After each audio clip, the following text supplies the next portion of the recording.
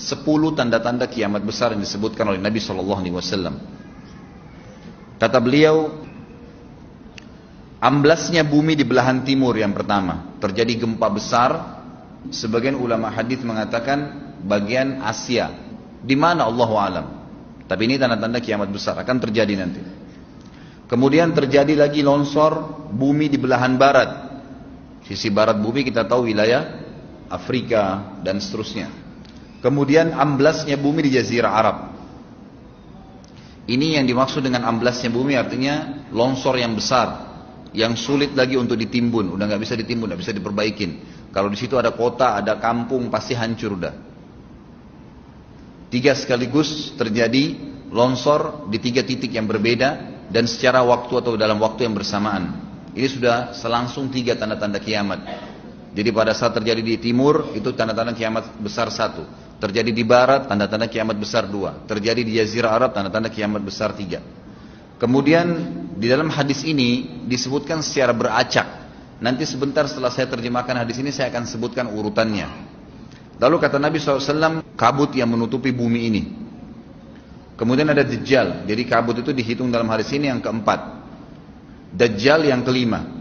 Kemudian yang keenam binatang melata. Nanti akan saya jelaskan juga apa yang dimaksud dengan binatang melata. Yang ketujuh keluarnya Ya'juj Ma'juj. Ini juga akan kita jelaskan nanti. Kemudian yang kedelapan matahari terbit dari tempat terbenamnya. Yang kesembilan keluarnya api dari perut kota Aden yang menghalau manusia. Sulit, manusia tidak bisa melalui Jazirah Arab. Kemudian yang ke-10 turunnya Isa putra Maryam. Turunnya Isa putra Maryam. Tentu saya katakan tadi hadis ini disebutkan dan disepakati oleh para ulama sifatnya teracak. Karena cukup banyak dalil-dalil yang lain yang mengurut kejadian ini. Urutan yang pertama dari 10 ini adalah keluarnya Dajjal. Ini urutan pertama. Dajjal, jemaah sekalian, adalah diambil dari kata-kata Dajjalah yang berarti kekacauan. Ciri-ciri Dajjal disebutkan dalam banyak hadis yang sahih adalah mata kanannya yang paling pertama rusak seperti anggur kering. Kata Nabi SAW dalam hadis sahih, ketahuilah Dajjal buta mata kanannya dan Tuhan kalian tidak buta, karena dia akan mengaku sebagai Tuhan. Kemudian dia orangnya memiliki kulit yang kehitam-hitaman serta memiliki dahi yang lebar. Setiap orang beriman bisa membaca di dahinya tertulis 3 huruf kafara. Semua orang yang ngerti tulisan Arab, tidak ngerti tulisan Arab akan bisa tahu dan baca itu. Kafara, kufur. Rambutnya keriting dan orangnya tinggi besar. Kata Nabi SAW, kalau kalian dengar Dajjal keluar di satu lokasi, maka menghindarlah. Walaupun kalian harus lari ke gunung, dia akan keluar membuat kerusakan selama 40 hari. Kata Nabi SAW, 40 hari itu sehari seperti setahun, sehari lagi yang kedua seperti sebulan, hari yang ketiga seperti sepekan, dan sisa harinya seperti hari kalian. Dia akan keliling muka bumi semuanya, dan kata Nabi SAW, seluruh bumi ini akan dimasuki oleh Dajjal. Tidak tertinggal satu lorong, gang, jangankan kota atau desa, kecuali Dajjal akan masuk ke dalamnya, kecuali Madinah dan Mekah. Tidak bisa dimasuki oleh Dajjal. Kata Nabi SAW dalam hadis sahih, karena di setiap pintu gerbang Mekah dan Madinah malaikat menghenuskan pedangnya dan menghalau Dajjal sehingga Dajjal tidak bisa masuk. Pada saat dia tiba di Palestina, waktu yang bersamaan di kota Madinah berkecamuk. Kaum muslimin sepakat semua keluar untuk mengejar Dajjal dan membunuhnya. Keluar dari kota Madinah satu orang yang namanya seperti namanya Nabi Muhammad SAW, Muhammad bin Abdullah, dan dia dari turunan Nabi SAW juga. Dan orang ini punya julukan Mahdi, dikenal dengan Imam Mahdi. Inilah tanda-tanda kiamat yang kedua.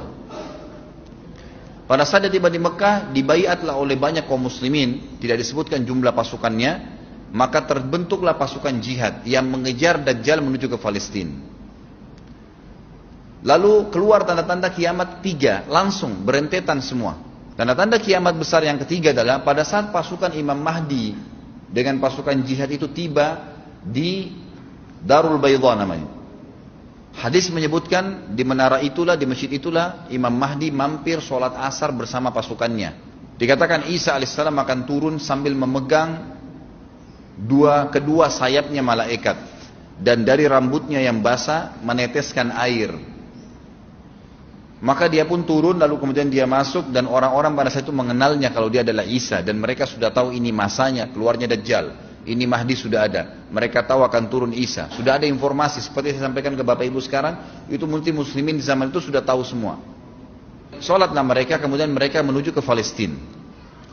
Ringkas cerita adalah Nabi Isa alaihissalam akhirnya tiba dengan pasukan mujahidin di depan pintu gerbang Babulut. Dajjal mengatakan, bukakan pintu gerbang. Mereka tidak akan mampu melawan kita karena pasukannya mereka banyak memang. Maka Dajjal dengan sombongnya menunggu di depan pintu gerbang. Pada saat dibuka, Dajjal kaget melihat ada Isa alaihissalam. Dan pada saat itu kata Nabi SAW, Dajjal faham kalau sudah tiba ajalnya. Begitu melihat Isa alaihissalam, dia lari dan badannya sambil meleleh di depan para pengikutnya. Pada saat Dajjal mati, pengikutnya pada ketakutan semua. Mereka anggap Dajjal Tuhan, mereka anggap Dajjal orang yang perkasa lah, orang yang kebal lah, beragam macam kelebihan. Mereka kaget pada saat mati, maka bertebaranlah mereka dan akhirnya mereka sembunyi di bawah pohon dan di atas batu. Kemudian batu dan pohon akan memberikan penjelasan, hai muslim ini Yahudi, bunuhlah. Maka dibunuhlah pada saat itu mereka. Lalu Nabi Isa alaihissalam memimpin di muka bumi, dan kata Nabi SAW, pada saat itu Islam, agama Islam yang dibawa oleh Nabi SAW akan masuk ke semua rumah di muka bumi, gak tersisa. Satu dunia ini semuanya Islam. Hadis sahih. Maka Nabi Isa alaihissalam memimpin pada saat itu, disebutkan dalam hadis 40 tahun dengan ketenangan, menerapkan hukum Islam. Semuanya beriman kepada Allah subhanahu wa ta'ala dan menjadi muslim. Setelah itu keluar tanda-tanda hari kiamat besar yang keempat, yaitu keluarnya Ya'juj dan Ma'juj. Nabi SAW sebutkan ciri-ciri mereka. Mata mereka sobekannya kecil sehingga mata mereka kelihatan seperti sipit, tapi bola matanya besar. Mereka memiliki rambut yang keriting dan mereka memiliki poster yang umumnya seperti poster manusia. Ada hadis yang berbunyi mereka akan mendatangi sebuah sungai, kalau tidak salah namanya Sungai Tibria, airnya banyak mengalir. Kata Nabi SAW, mereka semua minum air sungai itu, dan yang terakhir dari mereka datang sudah nggak dapat air. Artinya air sungainya habis diminum. Bayangin berapa banyak jumlahnya itu.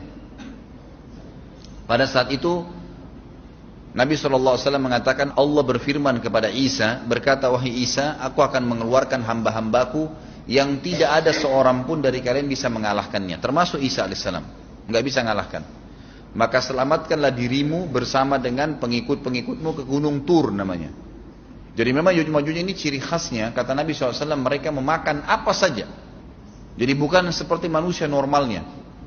Mereka membunuh semua yang bukan seperti mereka. Sampai-sampai kata Nabi SAW, tidak ada yang bisa mengalahkan mereka dan jumlah mereka sangat banyak. Salah seorang di antara mereka tahu dia akan mati kalau sudah punya 1000 anak. Kata Nabi SAW dalam hadis Bukhari, kecelakaanlah bagi orang-orang yang ada di Jazirah Arab. Kemungkinan besar makna ini adalah tempat mereka dekat dengan Jazirah Arab. Kata Nabi SAW, kecelakaan bagi orang-orang yang Jazirah Arab karena telah terbuka dari lubangnya Ya'juj Ma'juj sebesar ini. Udah kasih isyarat dengan jari ibu jari sama jari tengahnya. Artinya mereka sudah bisa melihat keluar. Pada saat mereka keluar, maka mereka akan mulai membuat kerusakan. Kata Nabi SAW di dalam hadis sahih riwayat Imam Bukhari, bahwasanya Ya'juj Ma'juj akan membunuh siapapun yang mereka temui. Bahkan pada saat mereka sudah merasa menguasai bumi, mereka melepaskan anak-anak panah mereka ke langit. Lalu Allah menurunkan anak-anak panah mereka sebagai fitnah dipenuhi dengan darah. Maka mereka berkata, kami telah membunuh semua yang ada di bumi dan semua yang ada di langit. Kata Nabi SAW, Allah lalu mengizinkan Isa untuk berdoa kepada Allah agar memusnahkan mereka. Maka Isa alaihissalam pun akhirnya berdoa, meminta kepada Allah subhanahu wa ta'ala agar mereka semua dimusnahkan. Maka pada saat itu pun Allah subhanahu wa ta'ala menurunkan kepada mereka hama. Sebagian hadis menyebutkan serangga kecil seperti cacing, banyak sekali yang menimpa tubuh-tubuh mereka. Setiap orang satu. Dan itu membuat mereka mati. Kemudian setelah itu Isa alaihissalam memimpin lagi di muka bumi sampai beliau meninggal. Setelah Isa alaihissalam meninggal, kembali lagi sebagian besar manusia berbuat kekufuran. Maka Allah subhanahu wa ta'ala keluarkan tanda-tanda kiamat besar yang kelima. Yang kelima ini adalah keluarnya hewan atau binatang melata. Binatang melata ini disebutkan dalam hadis yang sahih riwayat Bukhari, bahwasanya Allah SWT akan keluarkan, tapi tidak disebutkan dari bumi mana dia keluar. Dia akan keluar hewan melata yang bisa berbicara seperti manusia dan badannya dipenuhi dengan bulu. Allahu a'lam bagaimana. Kemudian dia datangi orang-orang yang kufur tersebut dan menasihatin dan mengingatkan mereka. Yang tidak mau beriman, dalam hadis dikatakan dicap oleh hewan tersebut. Allahu a'lam dicap seperti apa, sehingga ketahuan mana yang kafir, mana yang beriman.